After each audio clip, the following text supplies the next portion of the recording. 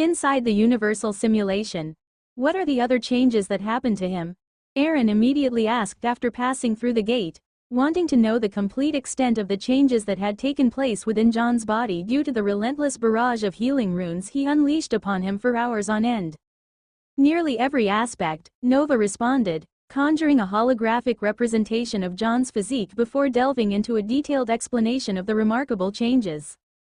In addition to healing and regenerating his limbs, the extended exposure led to meticulous fine-tuning, revitalization, and fortification of his muscles, organs, and bones, pushing them to their absolute limits.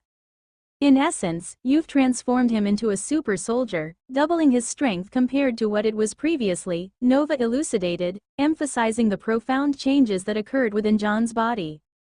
That's fantastic. Absolutely fantastic. Aaron exclaimed with great excitement upon hearing Nova's detailed explanation. After reveling in the momentary celebration, Aaron posed a question: did any mutations occur, similar to what happened to Henry? He desired to ascertain whether the circumstances that befell his younger brother were potentially replicable in other individuals. Unfortunately, no such mutations occurred in John's case, Nova answered. That's a relief, Aaron expressed with a sense of reassurance, pleased to learn that John had not experienced any similar mutations. Nova inquired, aren't you supposed to be saddened by the absence of mutations despite the prolonged exposure? She was curious about the reason behind his sense of relief rather than sorrow. It's actually quite the opposite. If everyone underwent mutations simply from being exposed to concentrated mana for a certain duration, it would severely restrict my ability to employ runes in large-scale scenarios, as there would be a constant fear of unexpected mutations occurring, Aaron explained, shedding light on his rationale. Has there been any change in his mental state? If I have to send him for therapy, it will pose a problem, considering that all the candidates appear to be experiencing some form of post-traumatic stress disorder, PTSD, Aaron inquired. Due to the enhancements provided by the runes, John's brain has undergone strengthening, enabling it to recover from the emotional damage he had accumulated throughout his life. When he awakens, all the trauma will appear to him as nothing more than a melancholic past, Nova explained. That's excellent news, Aaron replied, his voice carrying a sense of relief. So, what is his story? Aaron asked, wanting to know further details of his story beyond what he had read in the profile that Nova had prepared for him. There have been no significant deviations, except for the inclusion of additional information that reinforces the details provided in the previous brief. He served as the esteemed SEAL captain leading a daring captive rescue mission for Sergeant Bowie Bergdahl. The operation was initiated based on compelling intelligence obtained from the Army's intelligence wing, which served as the catalyst for their determined pursuit. Upon arriving at the suspected prison's location, they were confronted with a formidable fortress, extensively fortified and guarded. Faced with the imminent danger to his team, he made the audacious decision to override Central Command's orders and strategically retreat, intending to ensure the safety of his comrades. Tragically, during the perilous retreat, one of his team members inadvertently triggered a concealed landmine, killing himself and alerting the enemy, the following fight resulting in the devastating loss of the entire team, leaving him as the sole survivor haunted by the burden of survivor's guilt. In a shocking revelation that surfaced later, it was uncovered that the mission had not received the necessary approvals from the upper echelons of command. Instead, it was a clandestine endeavor orchestrated by the conniving Bagram base commander, motivated by personal ambition and aspirations for promotion. However, when the operation took an unforeseen turn, with tragic consequences, all blame was unjustly directed towards him, and with the commander deleting any and all the evidence leading to him, nothing existed that could prove his innocence other than his words. As a consequence, he faced a court-martial, leading to the forfeiture of all his VA benefits, including health care, as well as the termination of all the privileges and benefits associated with his former status as a Navy member. However, what truly shattered him was the relentless blame and anger directed at him by the families of his fallen team members, regardless of his attempts to explain the circumstances and share his side of the story. This ordeal became the catalyst for his haunting nightmares, and in an attempt to escape the memories, he resorted to using the meager savings he had left to purchase sleeping pills and pain-reducing medications. Unfortunately, this led to a dangerous dependence on narcotics, as he sought to numb himself from the relentless pain. As you have witnessed, when his supply of narcotics ran out, he made the agonizing decision to bring an end to his suffering in the most drastic and irreversible manner. Nova explained the new information, presenting it alongside the visual footage she had collected from John's memories. Aaron gently wiped away the tears streaming down his cheeks, profoundly affected by John's tragic ordeal and the heartbreaking path he had chosen to cope with his pain. It saddened Aaron even more because he could empathize with the depths of despair that led John to such extreme measures. It served as a stark reminder of how he, too, could have easily succumbed to similar methods had he not received the system and support from his family that helped him navigate through his own challenging circumstances during that period.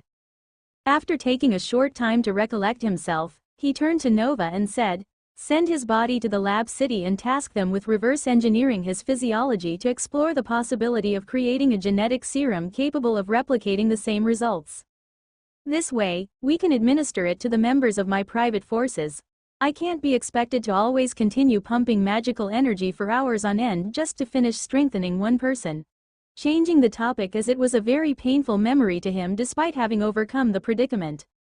"Yes, sir." Nova, who was quietly observing Aaron throughout the entire ordeal, immediately sent 2 bodies to the city. One was for the genetic engineering lab, while the other was assigned to the runic genetic engineering lab, having them start their research into reverse engineering and developing a serum capable of creating formidable soldiers.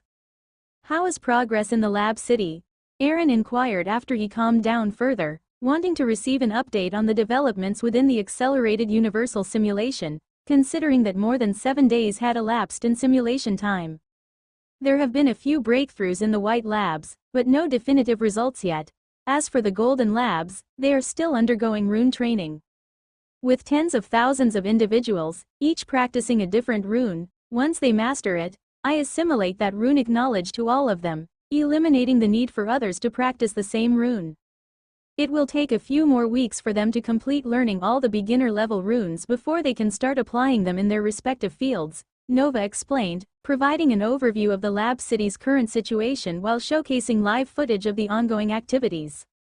To facilitate clarity regarding the methodologies employed by different labs to achieve specific outcomes, they had opted to designate them with colors.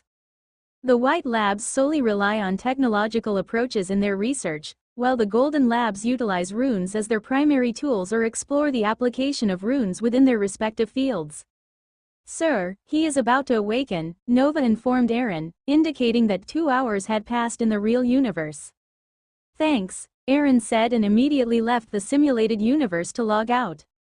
When he logged out, he stretched himself, feeling refreshed as if he had slept the entire night. This was because as soon as he logged into the VR, Nova had promptly initiated the REM procedure to deceive Aaron's brain into believing that he was sleeping. This allowed his brain to rest, considering he had dedicated the entire night to infusing mana into runes.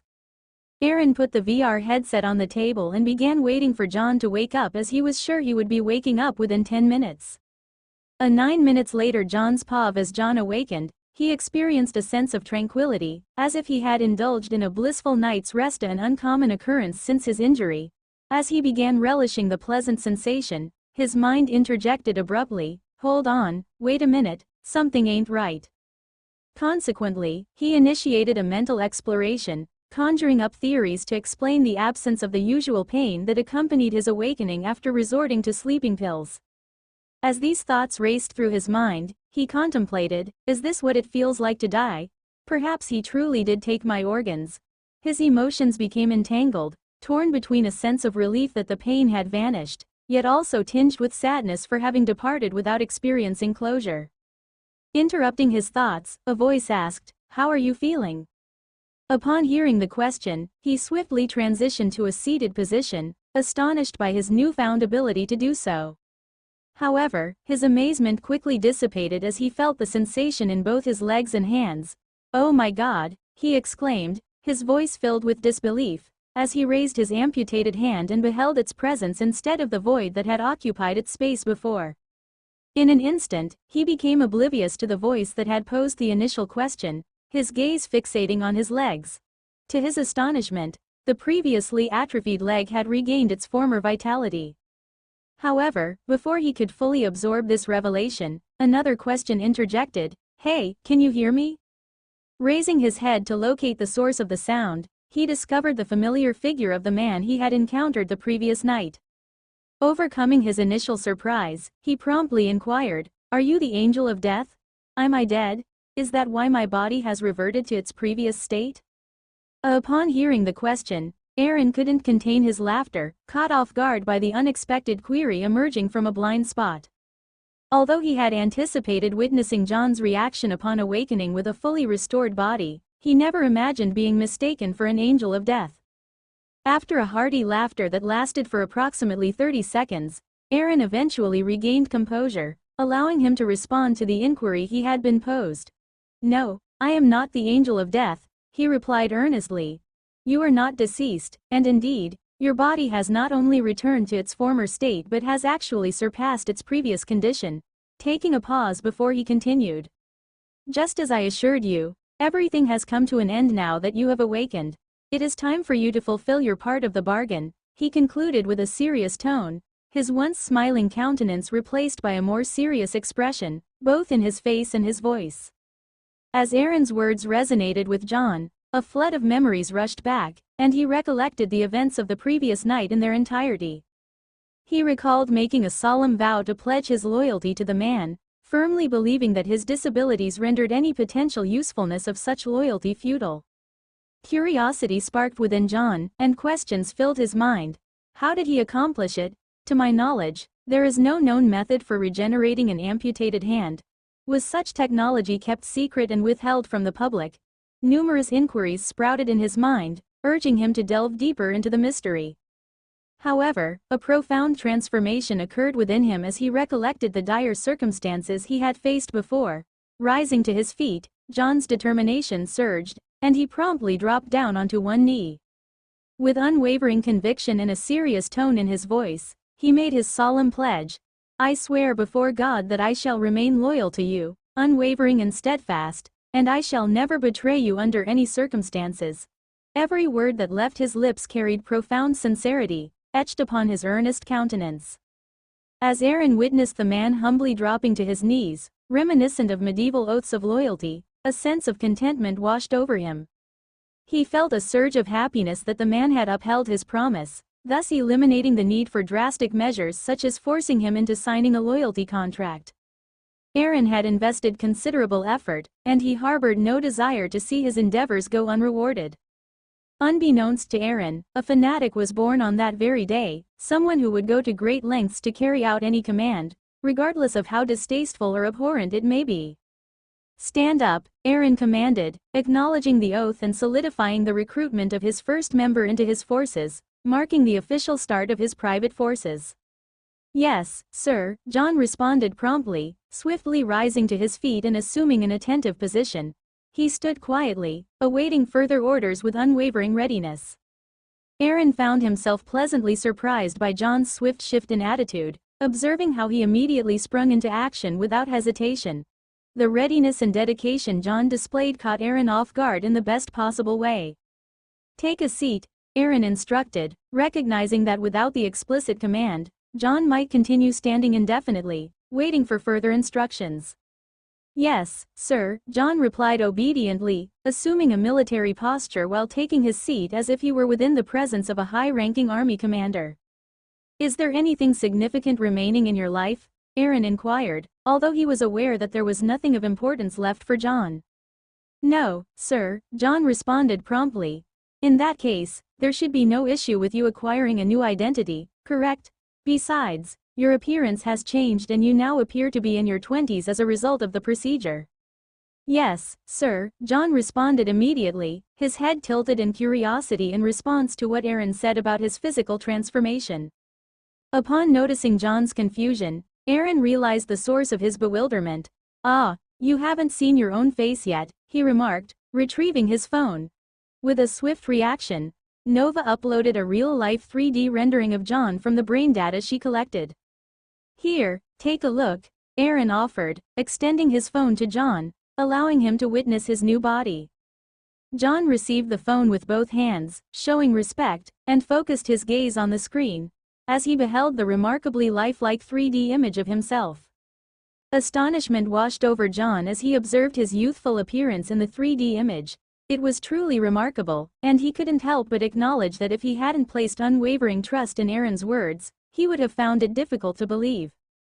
Recalling how years of excessive stress and inadequate sleep had taken a toll on his appearance, causing him to appear older than his actual age in his 30s, the transformation seemed almost miraculous. After allowing John a moment to process his astonishment, Aaron proceeded to provide further information.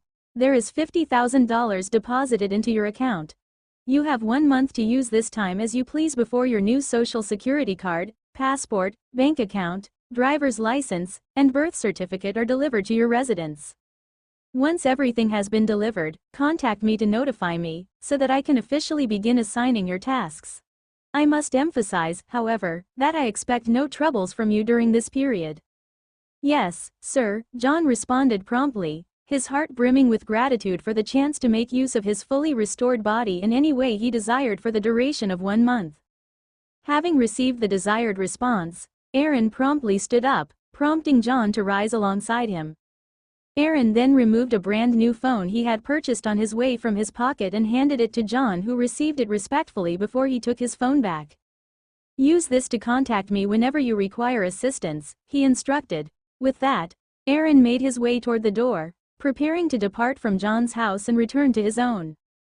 John accompanied Aaron to the door, displaying a keenness to see him off.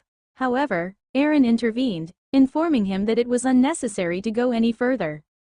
At that point, John halted and saluted Aaron, bidding him farewell in a gesture of respect and gratitude. Aaron closed the door behind him and swiftly started making his way toward where he had parked his car. A tinge of regret washed over him for leaving the car in a spot quite distant from the house for the sake of secrecy and to avoid any potential eyewitnesses, as Nova couldn't handle them yet. What do you think he will do with the 1 month in money I gave him? Aaron asked Nova as he was walking to the car. Nova responded with a single word. Sex. Why do you think so? Aaron inquired while laughing, his laughter stemming from Nova's blunt response. Based on his history, it appears that he frequently visited adult websites as a means to occupy his mind and find distraction through self-pleasure, Nova explained. It seems that he couldn't afford to pay for an escort in recent months, unlike during the initial period after his discharge. That's a normal response if he was truly deprived in that aspect, Aaron answered to Nova's explanation. Aaron arrived back at his home when it was about 8 in the morning, in which he immediately joined his family in eating breakfast and spending time with them until noon before he left to continue the collection of his forces by having a visit to all the candidates Nova had prepared for him. Rena Rothschild Mansion. Chloe, give me an update on our ongoing discussions with the Department of Justice, inquired Rena. The legal team is in the final stages of negotiating with the Department of Justice, and they anticipate concluding the process by the end of this week, Chloe elaborated. Excellent. Notify the finance department to commence the search for a suitable bank that can provide me a loan of $5 billion within 2 months, Rena instructed. For you personally, not for the company? Chloe asked, her surprise evident as she wondered if she had misunderstood. Yes, I require the funds for making certain investments, Rena confirmed. Chloe was taken aback by Rena's response, and her surprise was evident. Observing Chloe's reaction, Rena inquired, what seems to be the issue? Miss, considering you are not the designated successor of the family, the likelihood of banks approving a loan of $5 billion for you is quite slim, Chloe explained, providing the rationale. Tell them to use the Ali International shares that were given to me as collateral, she responded upon hearing Chloe's concern. However, even if we consider utilizing those shares as collateral, the bank may exploit the issue with the Department of Justice to justify offering the loan at an exorbitant interest rate, considering your ongoing competition with your brother, Chloe explained, highlighting the potential challenges they will face. That won't be an issue. Instruct the financial department to negotiate for a lower interest rate with the banks. However, if the negotiation doesn't yield favorable results, they should accept the bank's proposed interest rate under the condition that it remains the standard rate if the loan is repaid within a year. If the repayment timeline exceeds 1 year, the interest rate will align with the bank's initial proposal, Rena swiftly responded, giving the impression to Chloe that she had already considered these factors beforehand, prior to issuing the order. Upon realizing Rena's preparedness, Chloe nodded in agreement and promptly began taking note of the instructions provided by Rena. Another reason Chloe refrained from further questioning was Rena's influential family background. She was aware that in the event of any unfavorable outcomes, Rena would receive support from her family, resulting in relatively minor consequences for the mistake she had made. At most, she will regress to her previous state and have to strive to regain her position, Chloe thought to herself while taking notes. Also, get in touch with the account opening department and have them create a new personal investment account in my name, where the loan will be deposited, Rena instructed. Yes, miss, Chloe acknowledged, jotting down another note before bidding her farewell to inform the relevant departments about the instructions she had received from Rena. Left alone, she murmured to herself, once the loan gets approved and deposited within this month, we'll have approximately 5 months before the Morgans initiate their attack. That should provide us with sufficient time to prepare. It is indeed sufficient time, but you will need to provide your accounting information to Mother. She will oversee all the preparations, leveraging her vast computing power during the process and ensure it is conducted discreetly, by spreading out the preparations over an extended period, to minimize the likelihood of attracting attention from the Morgans. Ava replied back. I always hear you speak so highly of your mother, but how does her computing power compare to the advanced systems we have in our private network? Rena asked, her curiosity piqued by the constant mention of the fabled Mother Nova, who not only handles Aaron's problems but also occasionally lends her assistance to them. Although I don't possess the complete information about this, as Mother has kept it a secret, she has mentioned to me that her computing power could rival the combined capabilities of all existing supercomputers.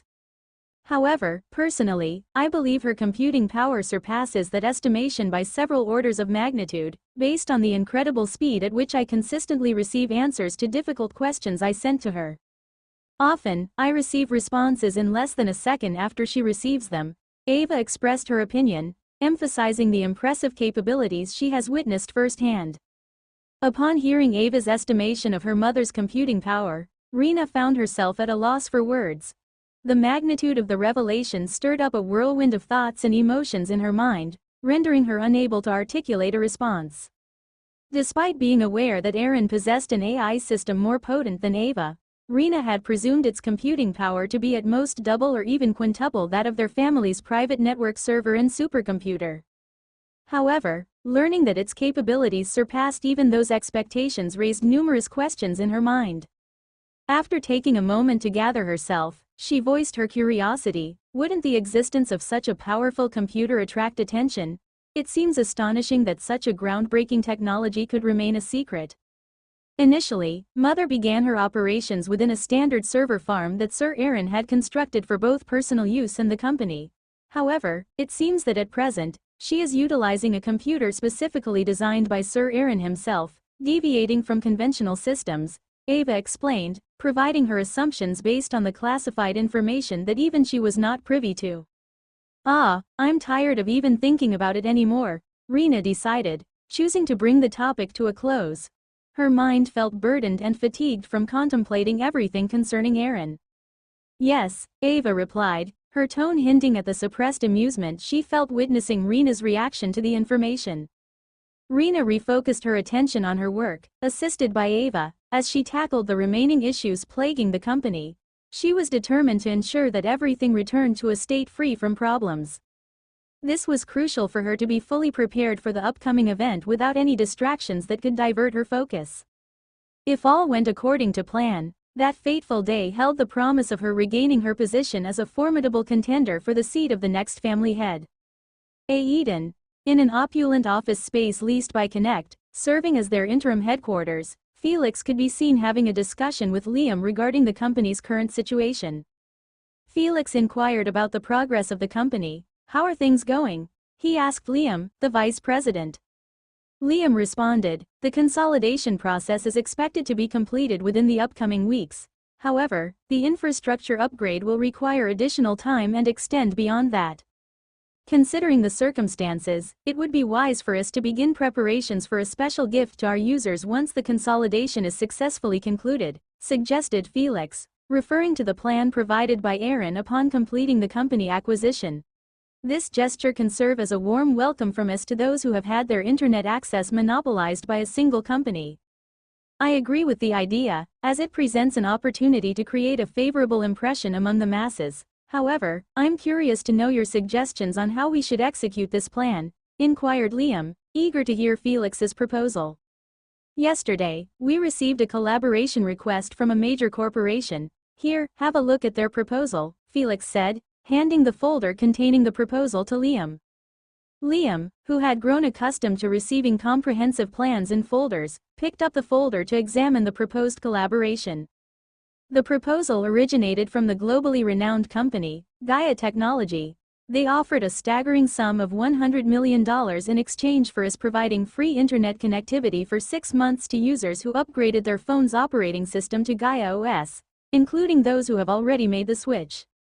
This is indeed an enticing offer, but I'm curious as to why the company would want us to promote their OS when people are already voluntarily switching to it, inquired Liam, seeking clarification on the reasons behind receiving this sponsorship offer. I'm not entirely sure about the exact motivations behind their request. However, considering that this offer presents a lucrative opportunity for our company, I see no reason to decline it. Moreover, even without this offer, we would still need to provide a certain period of free internet service to address some of the dissatisfaction among our users. Therefore, accepting this proposal can be viewed as a positive move for us, Felix explained, concealing the fact that the company was owned by the same individual.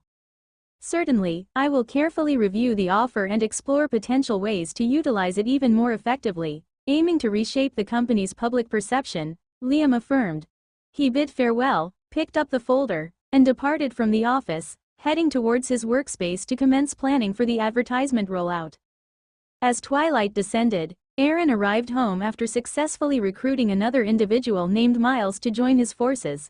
To his delight, he found his family engaged in the preparations for their evening meal. "Come and join us," his mother beckoned, using a gentle wave of her hand, calling him to join them. Without hesitation, Aaron immediately proceeded to wash his hands before joining his family at the dinner table to assist them in the preparations before they sat down and started eating the meal with them. As they indulged in the meal, they engaged in lighthearted conversation, savoring each bite. After they had finished eating and tidied up the table, Henry left at once, heading to Aaron's room to play PlayStation, leaving Aaron and his parents in the living room. "How's work going?" his father asked with genuine curiosity, clearly displaying his keen interest in his son's professional pursuits. "It's going very well and we are expanding faster than before," Aaron responded to his father's question before posing one of his own, "And how about you?" His father paused for a moment, contemplating his response. Gratitude resonated in his voice as he spoke. "I can't ask for anything better, thanks to you. I no longer have to worry about whether my family will have heat or not. You've changed our lives for the better." A hint of embarrassment tinged his words, a reminder of the hardships they had faced in the past. Observing the atmosphere taking a somber turn, his mother interjected, "It appears you've been quite occupied since your return from the business trip." She directed her question at Aaron, acknowledging the increased amount of time he had been spending away and assuming it was solely due to his work demands. "Yes, the company is currently undergoing a rapid growth phase, and I need to be actively involved in approving decisions and planning future actions," Aaron responded, opting to stick with the explanation that justified his increased absence. He refrained from revealing the true nature of his activities, which involved healing individuals and enlisting them in his forces while gaining their unwavering loyalty. "Don't push yourself too hard, Aaron. Your health is of utmost importance, more valuable than anything else," his mother advised, expressing genuine concern for his well-being. His father nodded in agreement, silently supporting her words. Little did they know that the likelihood of humanity conquering the universe within the next 3 years was higher than Aaron falling ill anytime soon. "Yes, I will be cautious. By the way, have you made any decisions regarding going on vacation?" Aaron asked his mother, smoothly transitioning to a different topic. "Yes, I discussed it with your father, and he's also on board with the idea. We're waiting for May to arrive because Henry's summer break begins in a week," his mother replied, providing an update on their vacation plans. "That's fantastic. It will give you the opportunity to explore multiple destinations during that time. So, where do you have in mind to visit? Aaron inquired, expressing curiosity about their intended travel destinations.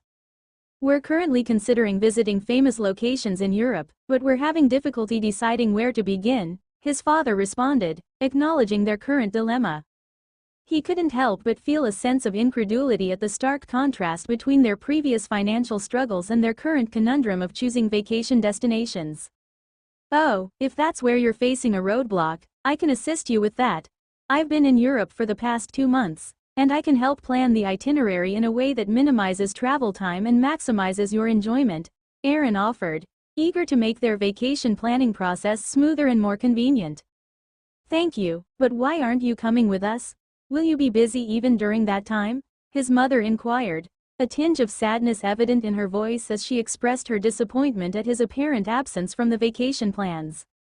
I genuinely want to come with you all, but I have work obligations that require my presence. However, I'll join you as soon as I can find some free time from the company, Aaron replied. It's commendable that you're dedicated to your work, but don't exhaust yourself just to be with us.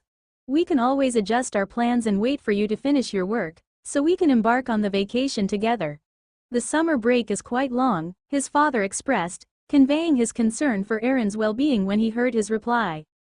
No, there's no need to do that.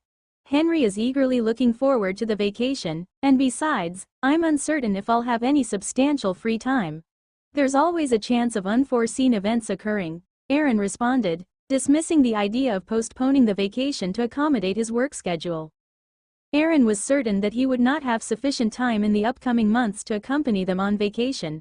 He planned to utilize the period they were away to extensively travel across America, collecting brain data and further expanding his forces. If that's the case, then we'll be waiting for you in Europe, his father answered after hearing Aaron's explanation. Yes, Aaron replied, and they continued engaging in conversation on various topics for approximately half an hour. Eventually, Aaron bid his parents farewell and made his way to his room to enjoy some gaming and spend quality time with Henry, who he won't be seeing for some time. After spending a few hours playing games with Henry, Aaron sent him to go to sleep. Once Henry had settled in, Aaron made his way to the basement, where he resumed his work. Inside the Universal Saw degree emulation. Sir, the app is complete, Nova informed Aaron as soon as he logged in and entered through the gate. What app? Aaron asked, momentarily perplexed, as he couldn't recall having requested Nova to create any specific application. The tour app for your parents to use during their vacation throughout Europe, Nova replied, clarifying the purpose of the app she had developed.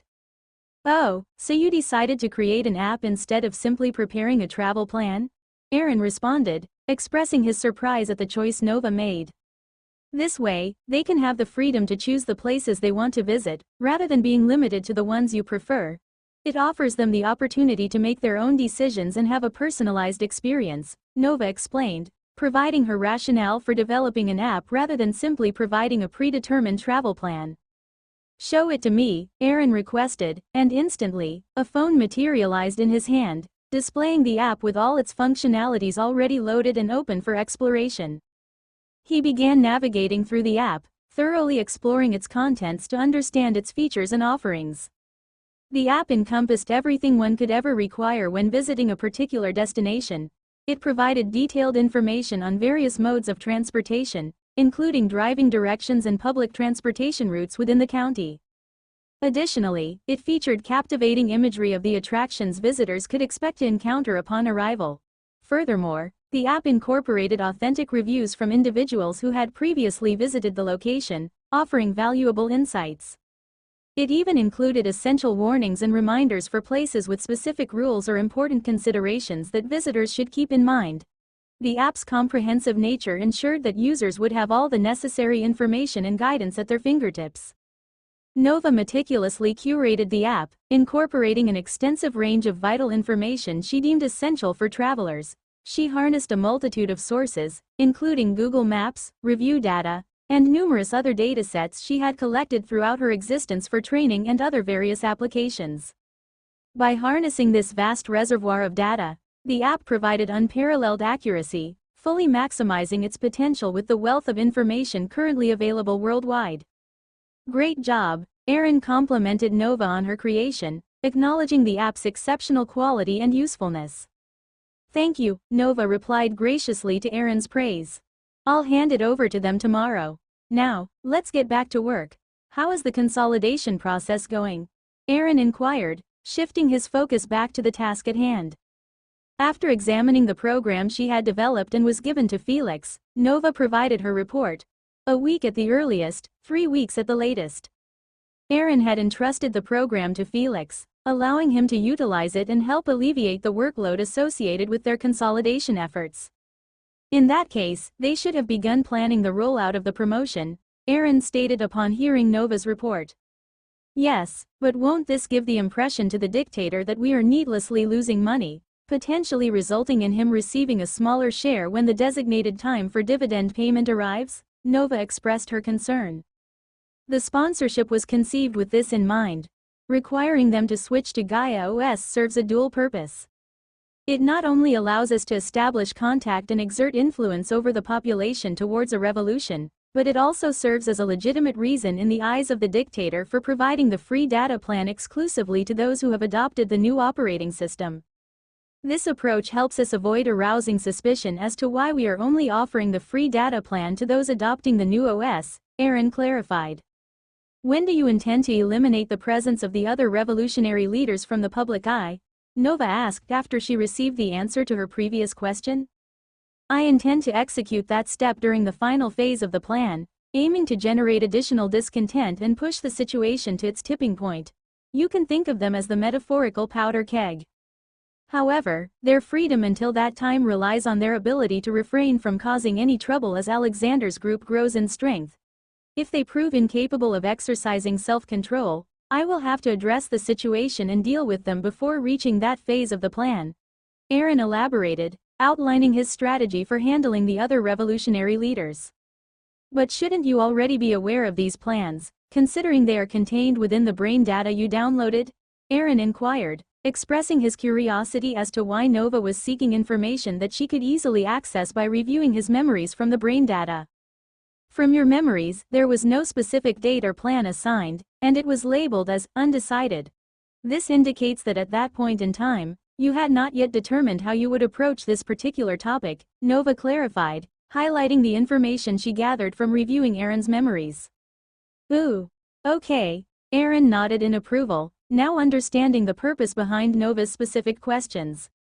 Following the answer, they continued their discussion, spending a few hours where Nova briefed Aaron on important information that he had missed. This encompassed various topics, ranging from world politics and economics to other crucial aspects that would enable them to adapt and refine their plans according to the current global landscape. As a wise man once said, there are no ideal conditions, only ideal responses. Sun Tzu. A week later, Aaron was behind the wheel, chauffeuring his family to the airport as they embarked on their long-awaited vacation. Accompanying them were 3 additional vehicles carrying security personnel, dedicated to ensuring their safety throughout the journey. Why aren't you coming with us? Henry inquired, noticing that Aaron had not packed his bag into the car. I have some unfinished work to attend to. I will join you once I find some free time, Aaron explained, passing through the airport security checkpoint before proceeding to park the car. That's unfortunate, Henry said, his slight sadness overshadowed by the excitement he felt for the trip. Aaron couldn't help but let out a chuckle as he witnessed Henry's fleeting moment of sadness, which promptly vanished when Henry's gaze fixed upon an airplane landing outside the window. After parking the vehicles, the group, accompanied by the security team, entered the airport and proceeded to undergo the necessary security checks. They then made their way to the designated area where the private plane awaited, ready to transport Aaron's family and the security team to Europe. Join us as soon as you're able, said his mother, embracing him tightly as a farewell gesture. Yes, I promise, Aaron replied, moving to embrace his father before lifting Henry up to his eye level, causing laughter to erupt from the young boy. He then accompanied them to the plane and warmly greeted the pilots whom he had gotten to know during his 2-month journey across Europe, where they had been his trusted transporters. Remember to use the app I gave you. It will assist you in choosing which places to visit. It's synchronized with the security team's devices, allowing them to prepare in advance once you've made your decision. All right, Aaron reminded his parents one last time before he exited the aircraft. He then stood outside, waving at the excited Henry through the window, as the airplane commenced its taxi towards the runway, embarking on its journey to transport the Michael family throughout their European vacation. Aaron patiently waited until the plane took off, then turned around and made his way towards the airport building, followed by 4 bodyguards, with one of them carrying a box. He was heading to one of the United Airlines ticket counters to purchase a plane ticket for California, where he planned to visit a specific division of Lockheed Martin, the fabled Skunk Works division. Once he had purchased the ticket, he turned to the 4 bodyguards who had remained to drive the cars back home. One of them approached him, carrying a box, and handed it to Aaron. They then bid him farewell and proceeded to leave the airport to retrieve the cars, returning to the house to continue doing their security job. Aaron patiently waited for his boarding time to commence his work of gathering brain data from individuals on his list residing within the United States. His journey would begin on the West Coast, traversing through each state until he returned to his home state of New York on the East Coast. Alongside the brain data collection, he also intended to finalize the recruitment of his forces from the list of 308 individuals. Last week, he had successfully converted the remaining 15 people residing within the same state, resulting in him having a total of 18 people in his private forces who were currently on a 1-month holiday. He accomplished this by just healing them, restoring their health, and regenerating any missing body parts. He made sure to stop there and not continue using the healing rune like what he did to John in order to save time, as that can be done at any time. As Aaron had stopped using the rune once the individuals were fully healed, they did exhibit a more youthful appearance compared to before. However, the degree of transformation was not as pronounced as the remarkable changes John had undergone. He decided to postpone their mutation for the time being. His intention was to allow the research teams in Lab City to thoroughly study the evolved characteristics of John's body and develop a genetic serum capable of replicating the same results. This serum would then be used on the remaining members of his forces. The plan was arranged in a way that ensured that Aaron would be able to complete the entire operation within a span of 1 month and 2 weeks. Eden. Alexander could be seen in his study, engrossed in his work, as he dedicated his efforts to preparing his group for the imminent surge of new members. His focus revolved around ensuring their readiness to accommodate the forthcoming influx and that they are not overwhelmed. While Alexander was deep in thought, his concentration was abruptly interrupted by the sound of a notification. A soft ting emanated from his device, indicating the arrival of an SMS. He promptly diverted his attention and opened the message to see its contents. Sender. Connect Telecom, exciting offer announcement. In celebration of our official launch of telecommunication services in Eden, we are delighted to present you with an exclusive offer. Enjoy 6 months of complimentary access to our comprehensive range of services, including calls, SMS, and internet. However, please note that this offer is exclusively available to those who switch to or have already switched to the Gaia OS. Upgrade your operating system today and experience uninterrupted connectivity. Click here to make the switch. Link. #CONNECT Telecom #free internet #free cellular services #important #GAIA technologies #GAIAOS #Eden. After reading the message, Alexander knew that the most intense period since the establishment of their group had finally arrived. They had to endure this challenging phase for approximately 6 months before Eden entered a transformative era.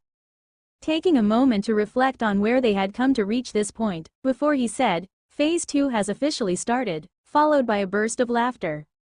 His laughter intensified as he recollected the meeting with the other revolutionary leaders, where they had collectively rejected Aaron's offer. Yet, against all odds, Alexander had quietly followed his gut feeling and secretly agreed to the proposition, a decision that now seemed remarkably wise in hindsight. The irony of the situation overwhelmed him, fueling his amusement even further. In every corner of Eden, this message created a sensation across the entire nation, as people joyously celebrated the generosity of the new company. Almost everyone who had not yet switched their operating system to Gaia OS eagerly utilized the provided link in the message to make the transition. Remarkably, even individuals who lacked technical expertise found the process surprisingly user-friendly. All they needed to do was click on the link, which would redirect them to a website featuring a single button labeled Change OS. Once clicked, the operating system itself would take care of the rest, ensuring a seamless transition for the users. The process commenced with the OS download, swiftly followed by the seamless replacement of the existing OS while preserving all user data. Within just half an hour, from the moment of download to the system being fully restored and ready for operation, users could immediately begin utilizing the complimentary services provided by the telecom company. The news continued to spread rapidly, reaching an increasing number of individuals until it eventually reached Adolf, the dictator, and without wasting time he immediately called Felix wanting to know more about the stunt that Connect was pulling. "Hello, Your Excellency," Felix respectfully responded as he answered the phone. "What is the meaning of this stunt? Are you deliberately aiming for financial losses in the initial years just to avoid paying me?" Adolf shouted, his voice resounding through the phone. "Your Excellency, it appears there has been a misunderstanding on your part. This complimentary telecommunication offer is made possible through an advertising partnership we have secured." Hence, the message was accompanied by the condition that users must switch their phone's operating system to Gaia OS in order for them to benefit from it, Felix explained, making an effort to maintain a composed tone despite growing frustration with the dictator's demeanor. "Give me the details about the offer," Adolf demanded, displaying a complete lack of trust. Adolf saw this as an opportunity to vent his dissatisfaction over signing a contract that delayed dividend payments by almost a year and 3 months. "They are compensating us with a sum of 100 million for offering free telecommunication services to all Gaia OS users in Eden for a duration of 6 months, Felix replied, maintaining his composure as best he could. "If that's the case, then it's satisfactory," Adolf acknowledged before abruptly ending the phone call, leaving Felix stunned with the phone still pressed to his ear. He restrained himself from shouting out his frustration, holding his emotions in check. "I really need to control myself or one day I might lose control of myself and just end up shouting back at him, ruining everything I had worked hard to accomplish," Felix contemplated, recognizing the need to keep his emotions in check. However, a question lingered in his mind. Why did Aaron agree to pay the dividends? He's someone stubborn enough to resist the Department of Defense's attempts to acquire his program forcibly to the point that he sent them to court trying to annul the FISA order, he pondered, realizing that Aaron likely had no intention of paying any dividends to the dictator at all. If Aaron had intended to pay the dividends, he would have opted for a quarterly or semi-annual payment structure, as that would make the dictator look at them in a positive light.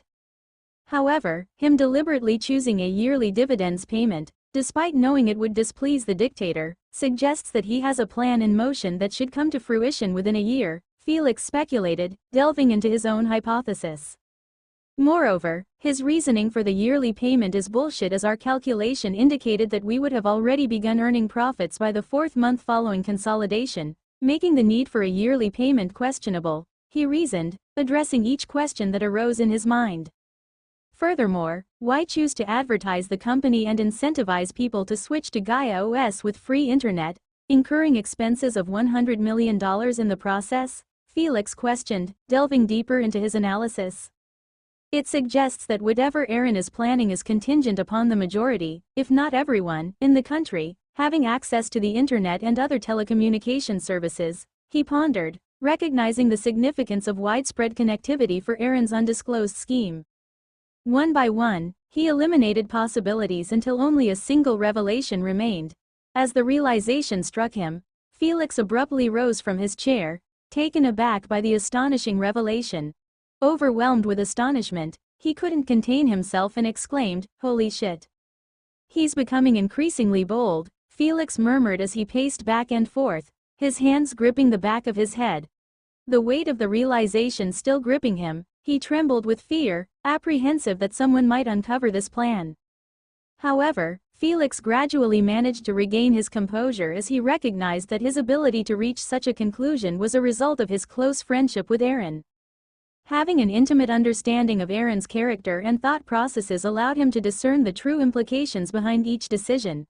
With this realization, a sense of reassurance washed over Felix, soothing his earlier fears. But how does he intend to utilize the telecommunication infrastructure to instigate a regime change? Felix pondered aloud, his mind consumed by the question. Aha! The program he entrusted me to use for the new company, Felix exclaimed, the realization hitting him like a bolt of lightning. Through that program, he has gained complete control over the entire country's internet infrastructure. With people switching to Gaia OS, a system he personally created, he can manipulate and control the information accessed by everyone within the country, he concluded, astounded by the magnitude of Aaron's plan. Holy Mother! Felix exclaimed, his heart nearly leaping out of his chest as he comprehended the vast scale of manipulation one could achieve with complete control over the entire country's internet access. The implications were staggering, and a shiver ran down his spine at the thought.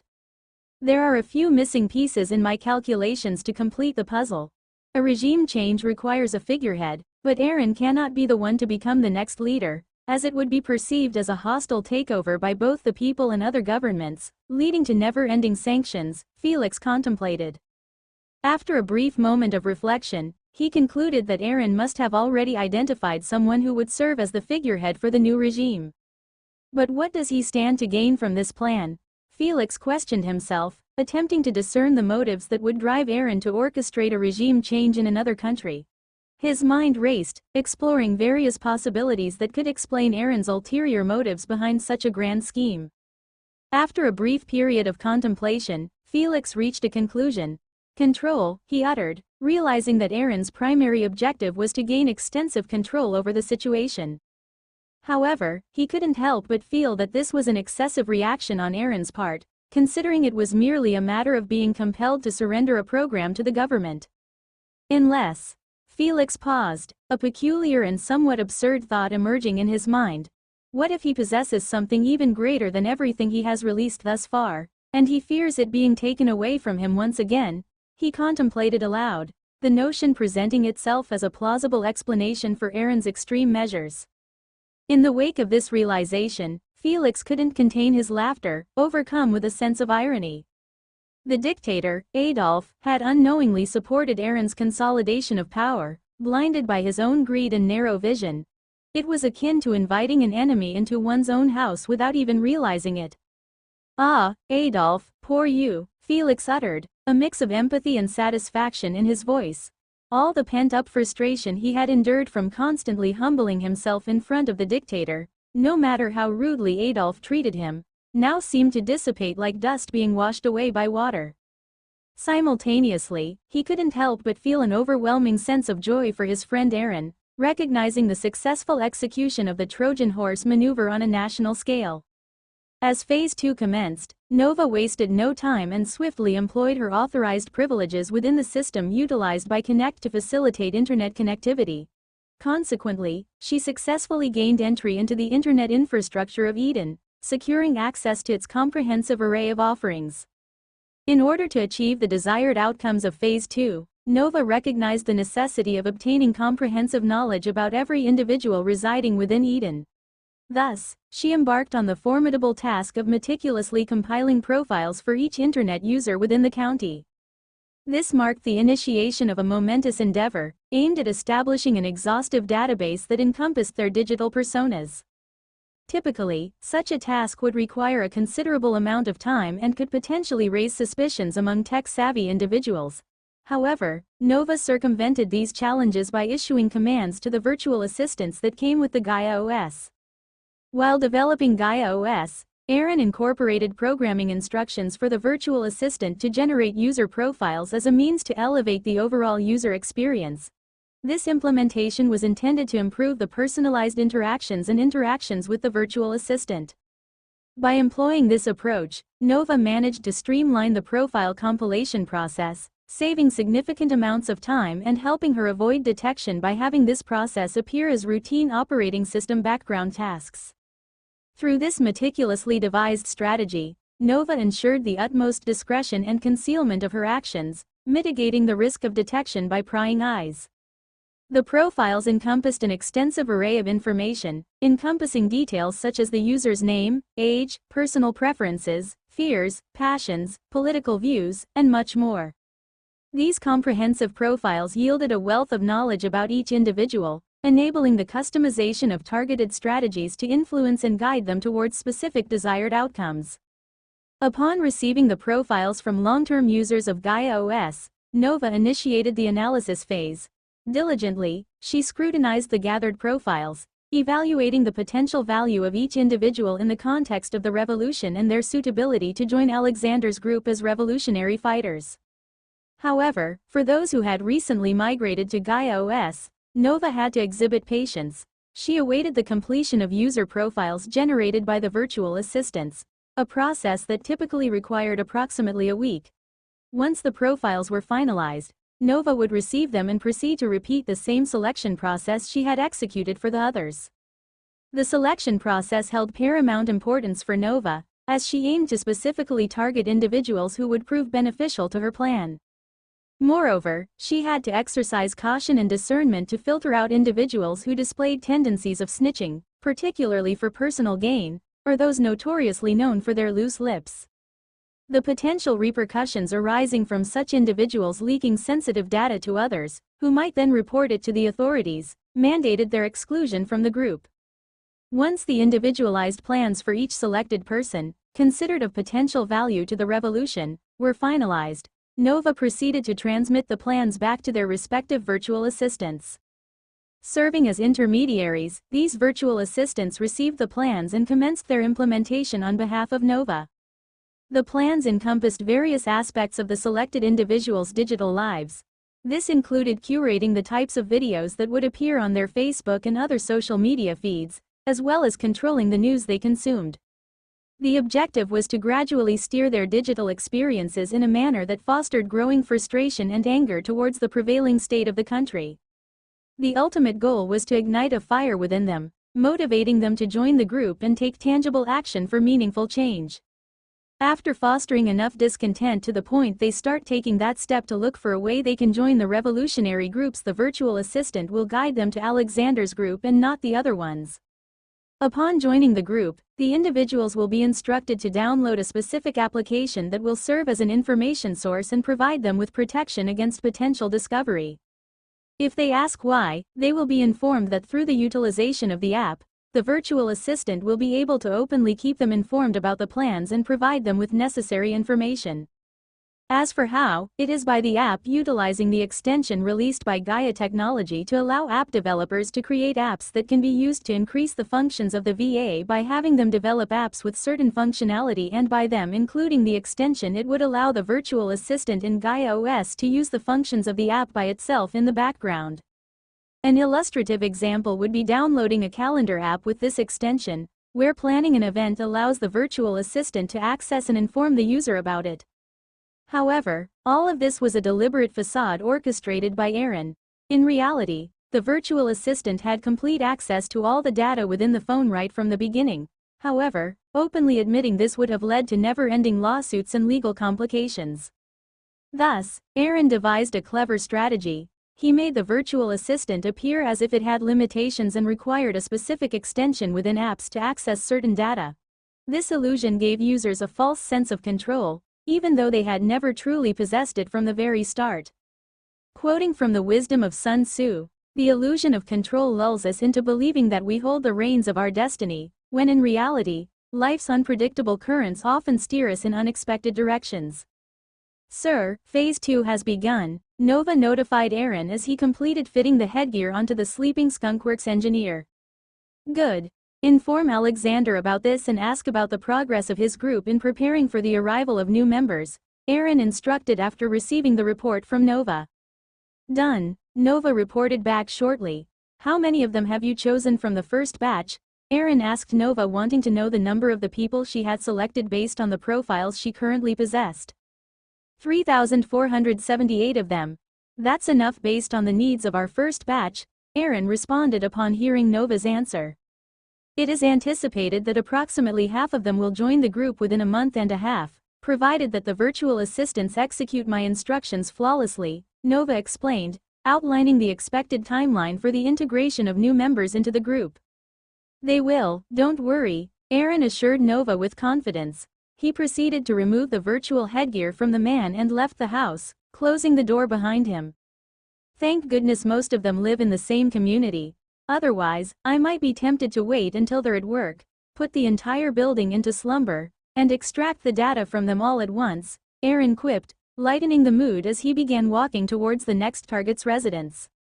You could certainly do that, but convincing them that they all experienced collective amnesia would be quite challenging, Nova replied, amused by Aaron's comment. I am aware, Aaron responded simply, acknowledging Nova's remark. How are they doing? Aaron inquired, seeking an update from Nova regarding the status of the individuals who were already part of his private forces and currently enjoying a one-month vacation. Many of them have been indulging in their long-awaited sexual desires during the initial days, while others are engaging in various activities. Some are exploring the city and visiting different places. That's good to hear, Aaron responded, expressing a sense of relief upon receiving Nova's answer. Were you concerned that some of them might disregard your instructions and attempt to seek out those who have caused them harm, seeking revenge and venting their anger? Nova asked, noting the tone of relief in Aaron's response. Yes, it serves as their final test. If they have pledged their loyalty to me and yet go against my initial command, it would necessitate their exclusion from my future plans from the very beginning, and they would also come to regret their decision, Aaron answered back in a cold tone. How did you intend to accomplish that? By injuring them once again? Nova asked, seeking further clarification from Aaron in order to start devising a contingency plan based on his chosen course of action. While I could resort to such means, I'm not desensitized enough to personally do that. However, there are alternative methods I can employ. I can strip them of everything they currently possess and will have in the future. Moreover, since I provided them with new identities, they have no belongings or connections to their past.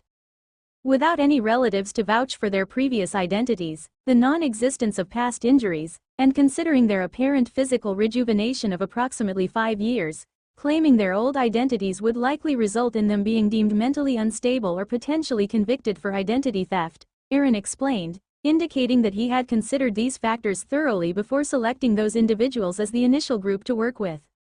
Isn't it better to simply inflict physical injuries on them? Nova asked after hearing Aaron's detailed and potentially brutal plan. I could certainly do that, but the graphic nature of such actions is something I am not prepared to handle at this moment, Aaron explained. From their brain data I confirmed that their trauma is now nothing more than a distant and bad memory. Therefore, we don't expect any such events to occur, Nova reminded Aaron as she had reported this in the past. There's no harm in being prepared at all times. Humans are complex creatures, and they can sometimes behave unexpectedly depending on what triggers their minds, Aaron remarked, as he knocked on the door of the house where the next person on their list resided. It's always better to be prepared for the worst, no matter how certain you may be about something, Aaron added, while patiently waiting for the door to be opened. Just as Nova was about to respond, the door was opened. Sleep, Aaron said, activating the rune, causing the man to instantly fall asleep before he could even catch a glimpse of Aaron's face. With the man unconscious, Aaron entered the house and caught the man as he fell to the ground. I'll keep that in mind, Nova replied as Aaron gently placed the man on the ground and proceeded to put the virtual helmet on him. Aria's mansion. Sir, Miss Rena has been reaching out to various banks in search of a loan. Aria's secretary updated him on Rena's recent movements since she was given the company. Why would she do that? The company may be facing some financial challenges, but it doesn't require a bank loan. And even if it did, why wouldn't she approach one of the family's banks for the loan? Aria inquired, perplexed by Rena's unconventional decisions. The loan she's seeking is not for the company but for personal reasons. Moreover, considering the amount she's requesting, the family banks would require her to provide a clear explanation of how she intends to utilize the funds, Charlotte clarified. How much is she seeking to borrow? Aria asked. She is seeking a minimum of $5 billion. What does she intend to do with such a substantial amount? Aria asked in astonishment, knowing that his sister was not foolish enough to borrow such a significant sum of money without a well-thought-out plan in mind. At the moment, we don't know. What leverage is she attempting to utilize? As far as I'm aware, she only possesses the Ali International shares that she can potentially use, and aside from that, she has a few personal shares worth approximately $750 million. However, she cannot use those shares as they serve as her emergency funds, Aria asked Charlotte. You are correct. She is using the Ali International shares as collateral for the loan, Charlotte answered. Where is the list of banks she is approaching for the loan? Arya asked, wanting to know which banks she was contacting and negotiating with. Here you go, sir, Charlotte replied, handing him the folder containing the names of the banks. After briefly examining the list of banks, Arya raised his head and instructed, contact them and inform them to approve the loan she is requesting. If they express concerns about her potential default, inform them that I will purchase the loan from them in the event of default. He was devising a scheme to use this loan as his ultimate weapon, intending to deal a devastating blow to his sister. Yes, sir, Charlotte nodded, indicating her understanding and acknowledgement of the order. Just as Charlotte was about to turn and leave the office to fulfill the assigned task, Arya interjected, by the way, how is Terry's situation progressing? He is expected to be discharged from the hospital and transferred here by next week, Charlotte promptly responded. Call Gerald and inform him that I have a mission for him, Arya ordered Charlotte. Yes, sir, Charlotte replied and left the office without seeking further details. Having worked for Arya for over 5 years, she had a sense of what he might be planning. Arya resumed his work, waiting for the arrival of his Gerald. A few minutes later, Gerald, Arya's head of security, entered the room to respond to the call. Sir, you called for me, Gerald said as he entered the room, having received permission to enter after knocking. Yes, I need you to carry out a discreet task for me, Arya stated, lifting his head from the documents on his desk. I want you to go to the hospital discreetly and visit Terry without being noticed by anyone. Do you think you can accomplish that? Arya asked, focusing his attention on Gerald. Yes, I can do that, sir, Gerald responded with confidence. Okay, good. Here's what I want you to do. I want you to. Arya began explaining the specific tasks he needed Gerald to carry out during his visit to the hospital. Understood, Arya asked after he finished explaining the tasks he wanted Gerald to perform. Yes, sir, Gerald replied, demonstrating his understanding of the instructions. Okay, you can go, Arya said. Gerald promptly said his goodbyes to Arya and exited the room, preparing himself to head to the hospital and fulfill the assigned task. He should act as a contingency pawn for me, Arya murmured, contemplating the role Terry would play. He then shifted his attention back to the document on his desk, resuming his work. A black site. Patrick, the project manager of the black sites, could be seen walking to Kasim's room, visibly sweating and trembling with nervousness. Knock knock. Patrick knocked on the door upon his arrival. Come in, a voice from the office beckoned. Patrick took a deep breath before entering the room. Sir, you called for me, Patrick said as he entered the room and closed the door behind him. Yes, I called to know whether you have completed the project or not, Kasim stated in a cold, stern voice. We require a little more time to achieve the necessary capabilities, Patrick responded, his voice trembling. I recall receiving the same response 6 months ago, and I gave you ample time, Kasim remarked in a tone that sent shivers down Patrick's spine. Sir, the complexity of the program has exceeded our initial predictions. We have comprehended the majority of it, but there remains a small portion, approximately 2 gigabytes in size, that remains a mystery. Patrick paused to take a breath and continued. Despite our efforts, we have been unable to fully decipher the code. When we attempted to remove this code from our modified program, the program crashed, indicating that this particular segment is among the critical components of the program, Patrick explained, pushing himself to finish by providing the reasons for their inability to complete the program despite the extensive duration. Didn't the information I obtained from the DoD's team not help you in any way? Indeed, it did assist us in expediting our understanding of the program. However, based on the data we received, it appears that even the DoD's team is facing similar challenges and has been unable to make significant progress, Patrick explained. How much more time do you need? Kasim asked. Patrick took a deep breath, preparing to respond, but before he could finish his answer, Kasim interrupted him, saying, be cautious with your words. If you fail to meet the timeline, you and your team will face appropriate consequences, in a chilling tone. 4 months, Patrick responded, adding an extra month to the time he would have originally requested. Now leave, but be aware that if it is not ready by that time, you will not be given any further opportunities, Kasim stated to Patrick as he was leaving. Upon hearing this, Patrick turned to Kasim and bowed, indicating his understanding of Kasim's words. He then left the office, closing the door behind him, and leaned against it, taking a deep sigh of relief, acknowledging that he had survived another day. We either make it work, or we are doomed, Patrick murmured to himself before he started returning to the working room where his team members were. He planned to tell them that they have a 3-month time frame, or face dire consequences. Yes, 3 months. The extra month will serve as a valuable backup. Individuals commonly tend to plan their tasks based on the time available rather than the actual time needed for completion. If a student is given 40 questions and 40 days to complete them, the most ideal solution would be for them to answer 1 question per day. This way, they can distribute their effort evenly and ensure they finish all the questions within the given time frame. If it were me, I would start solving them half an hour before the completion date. Back inside Kasim's office, now alone, he reached out and picked up the phone resting on the table. With a purposeful motion, he dialed a specific number and pressed the call button, initiating the connection. After approximately 30 seconds of ringing, someone on the other end of the line answered the call. "Is the program ready?" inquired the voice on the other end. "No, sir," Kasim reported respectfully. "The team has encountered a significant obstacle, and they estimate that it will take approximately 4 months to overcome it and complete the product. You are aware that we have been delaying the plan for over 3 months, with the expectation that the program would be completed and enable us to inflict further damage on the Rothschilds, correct?" questioned the voice on the other end, causing Kasim to tense up. "Yes, sir, I am aware of that.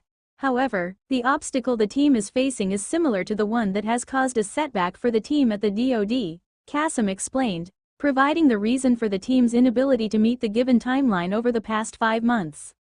"Within 4 months, if the program is not completed, we will proceed without it, and you will be held accountable," stated the voice on the other end before abruptly ending the call, without waiting for Kasim's response. "Patrick, you had better complete your task within the given time, or I won't be the only one facing the consequences. I will make sure you bear the burden with me," Kasim exclaimed, directing his anger toward Patrick and his team while refraining from entertaining any negative thoughts toward the person on the other end of the phone. Kasim was well aware that failing to complete the program within the designated time limit would have severe repercussions. He had witnessed the dire consequences faced by his predecessor in the position, which led to his own promotion. A week later, in the hospital elevator, Terry stood accompanied by 2 vigilant bodyguards who were escorting him towards the basement parking lot. Their purpose was to transport Terry back to the secure confines of the Rothschilds' compound, where he would inevitably confront the repercussions of his actions. Despite his attempts to calm himself, Terry found it increasingly difficult to regain composure.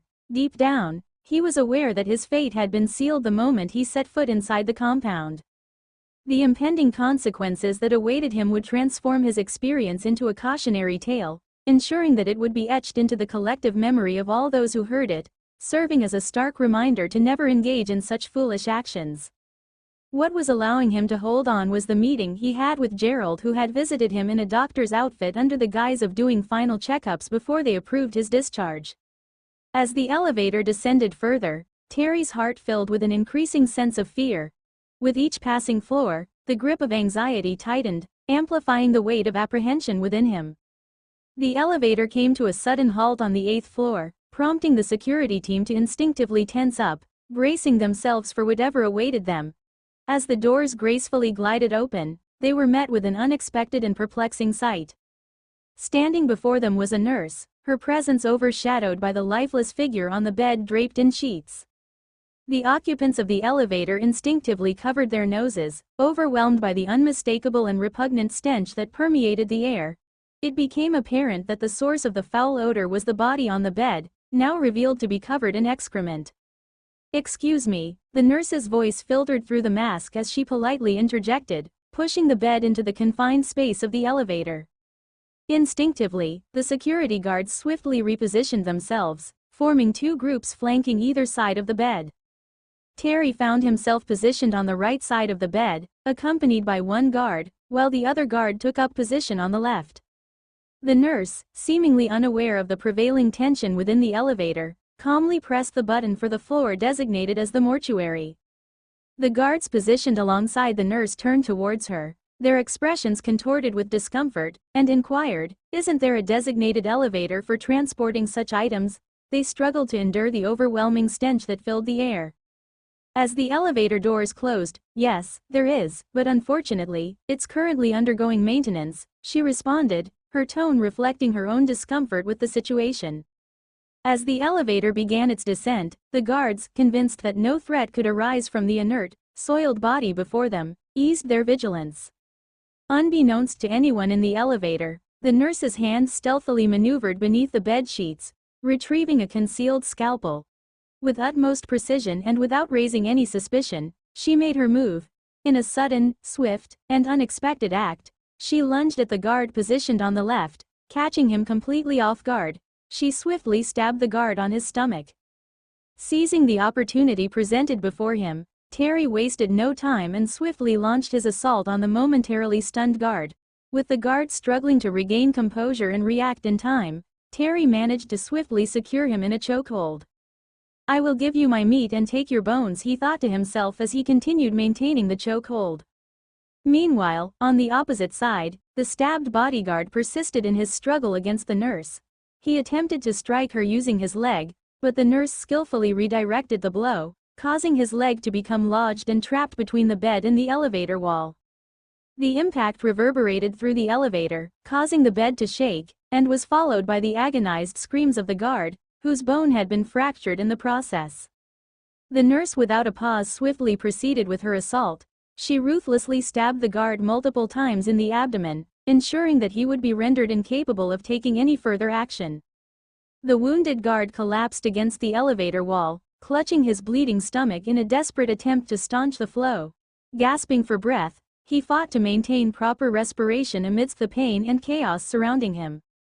As the elevator reached its destination in the basement, the tumultuous events that had unfolded inside the confined space had reached its conclusion. The nurse turned towards Terry, and seeing that he handled the guard she said, "Let's go," before swiftly delivering a powerful knee-butt to the injured guard's head, rendering him unconscious. Terry nodded, acknowledging the nurse's order to exit the elevator. As he exited the elevator, he pressed the button for the first floor, ensuring that the unconscious guards would be transported to the emergency room. This decision was made with the intention of keeping the situation relatively contained, as the Rothschild hunt would likely exercise more restraint if their guards were alive rather than deceased. Observing Terry's actions, the nurse remained silent, as she didn't care about it at all. Without wasting a moment, they moved swiftly until they reached a parked car. The woman retrieved the keys, unlocking the vehicle. They quickly boarded the car, wasting no time, and sped away from the hospital premises, leaving behind the chaotic scene before anyone could raise an alert about the situation, heading towards the first floor. As they left the hospital and ventured towards the outskirts of the city, Terry's racing thoughts began to subside, allowing him to regain a semblance of calm. He turned towards the woman, still attired in the nurse outfit, and broke the silence by initiating a conversation. "I'm Terry. Who are you?" he inquired, attempting to divert the somber atmosphere and escape the weight of his recent actions, which only served to amplify the potential repercussions he might face if captured. Terry found himself in a situation reminiscent of a child who, gripped by fear of impending punishment for a mistake, resorts to further wrongdoing in an attempt to conceal their initial misdeed. In his desperate attempt to evade the consequences, he had unwittingly escalated the severity of his actions. "Fuck," he thought to himself. "Call the number that last contacted the phone," the woman stated, dismissing Terry's question without offering any further explanation or response. Terry retrieved the phone and accessed the call application, navigating to the section where previous call details were displayed.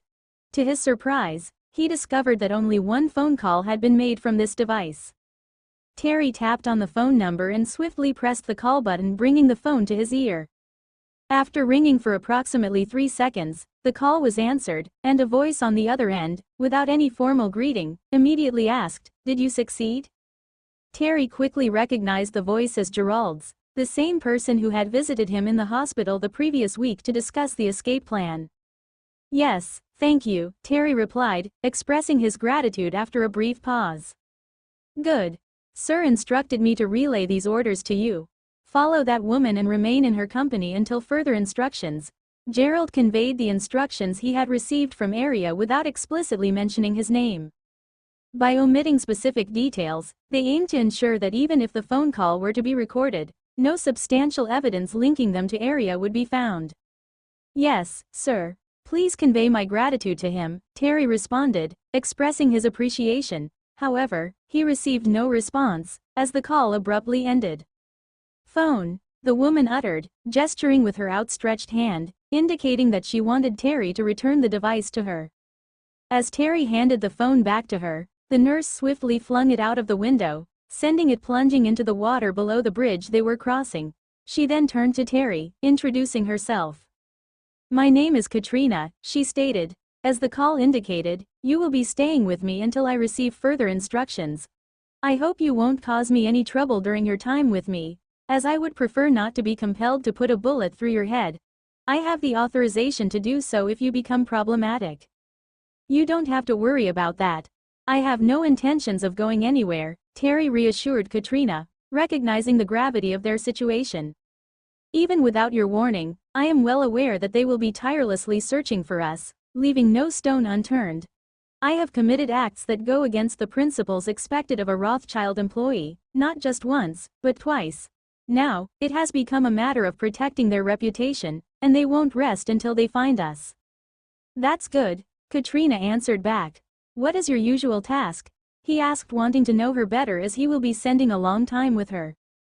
"None of your business," Katrina said before she stopped answering any of the further questions Terry asked following that, as he was trying to distract his mind from having to think about what would happen to him in case he is caught. "Rena's mansion, Rena. Terry has escaped from the hospital." Ava immediately relayed the urgent information to Rena as soon as the information was intercepted from the private network. "What happened?" Rena asked urgently, halting her current activity to focus on the unfolding situation. "During the transfer, the guards accompanying him were attacked by an unknown woman, and she escaped with Terry," Ava informed Rena, utilizing the rapidly updating information circulating within the private network as people were working hard to ensure the relevant individuals were kept up to date on the unfolding situation.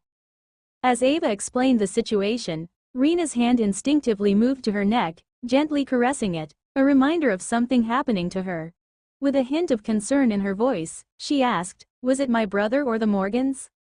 "Nothing conclusive about either of them. They are still among the few suspects on my list," Ava replied, indicating that she had no knowledge of this specific plan and that no information about it existed within the private network. "Is there any other important information about this incident?" Rena asked, seeking further details after receiving Ava's response. "They are still attempting to covertly track him. As for the guards who were attacked, one is currently undergoing surgery in the operating room, while the other remains in a coma. The chokehold he was subjected to was fatal, and it is uncertain when he will regain consciousness," Ava reported, relaying the information she had gathered from the ongoing communications within the private network. She remained unaware of Arya's plan to assist Terry in his escape because the orders had been conveyed through verbal communication, and Gerald had used a burner phone that was not connected to the private network to execute the plan. Additionally, the payment for the operation had been made using one of Arya's slush fund accounts, which was kept separate from the private network. "Keep me updated on any developments regarding this matter when something new appears through the network," Rena requested before attempting to return to her work.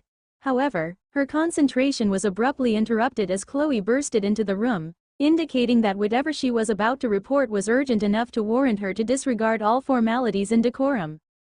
"What is it?" she asked, feigning ignorance about the reason for Chloe's urgent interruption. "Miss, we have received a report stating that Terry has escaped from the hospital while under escort," Chloe promptly reported without any delay. "What?" Rena exclaimed, feigning surprise as if she was hearing the report for the first time. "Yes, there is quite a commotion.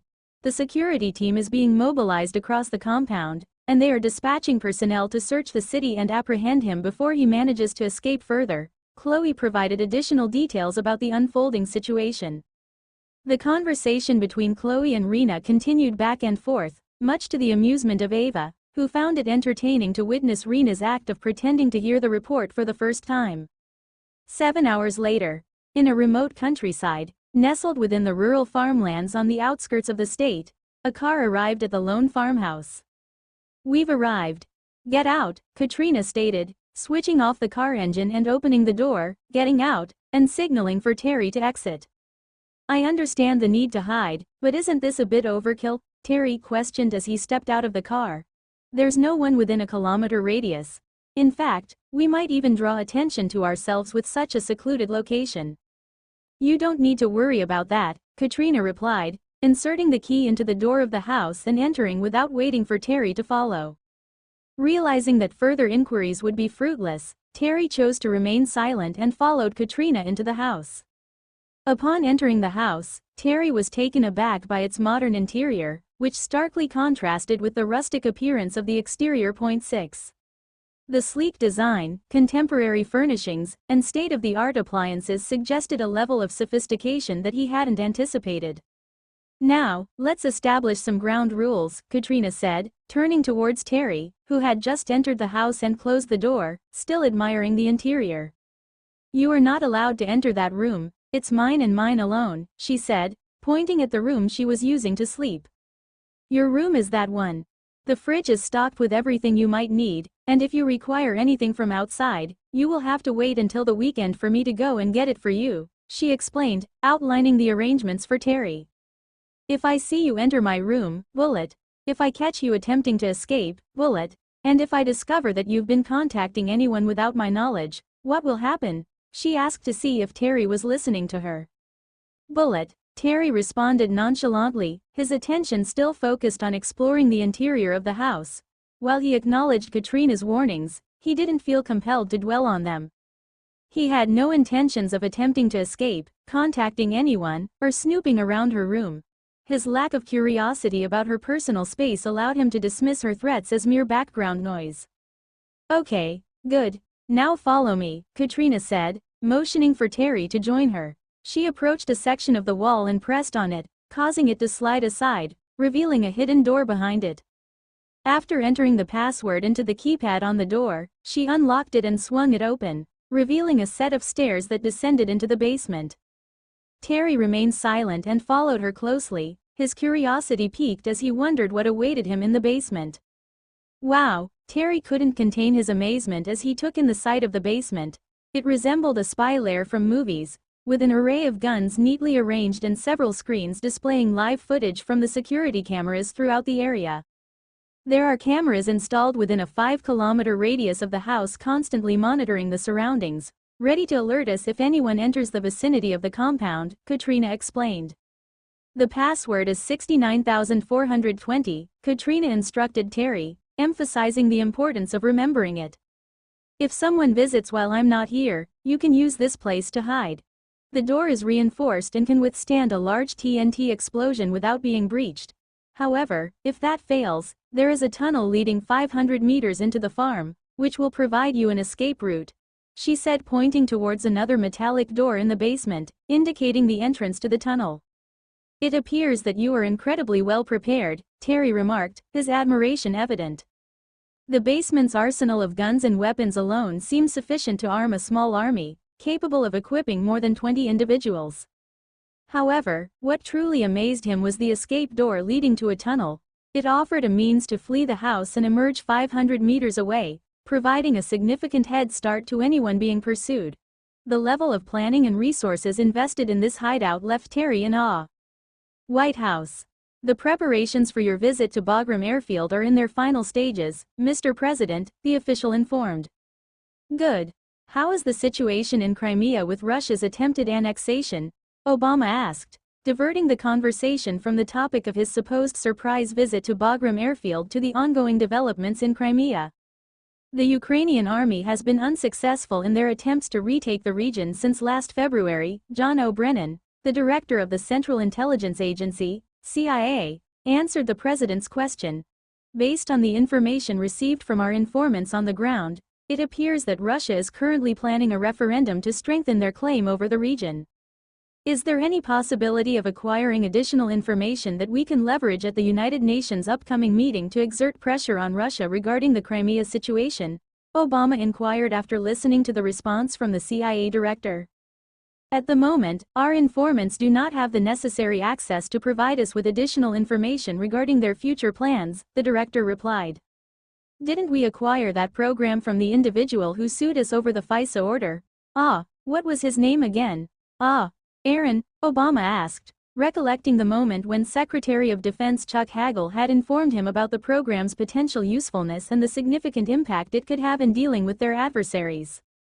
Hagel, who was also present at the meeting, updated the president on the progress of the program, stating, "The team assigned to work on the program encountered a significant obstacle when they attempted to understand its intricacies before making any modifications. I recall that we have had possession of it for over 6 months. So, what seems to be the problem? Our technical teams are not subpar compared to global standards, are they?" Obama inquired, expressing his curiosity regarding the cause of the delay. Prior to receiving the program from Gaia Technologies, they informed us that a significant portion of the program was developed using machine learning. Consequently, even they do not fully comprehend the intricacies of the program. We suspect that our teams are encountering difficulties with the section written by the machine, as it had repeatedly learned to identify vulnerabilities and rewrote the code by itself, Hagel explained. Why don't we simply insist on obtaining the training data from Gaia Technologies? After all, we already compelled them to surrender the source code, Obama proposed. If we can secure the data they used to train the program, it could potentially offer us invaluable insights. There's no harm in requesting this additional information. We did, Mr. President, but they informed us that the training data had been deleted by Aaron. Apparently, he had encountered storage issues during his development phase and had to make space for the completed program by deleting the training data. It seems he didn't have the resources to purchase additional storage, Hagel replied, feeling somewhat embarrassed by the explanation. Are you kidding me? Obama asked, clearly taken aback by the absurd justification provided for the absence of the training data.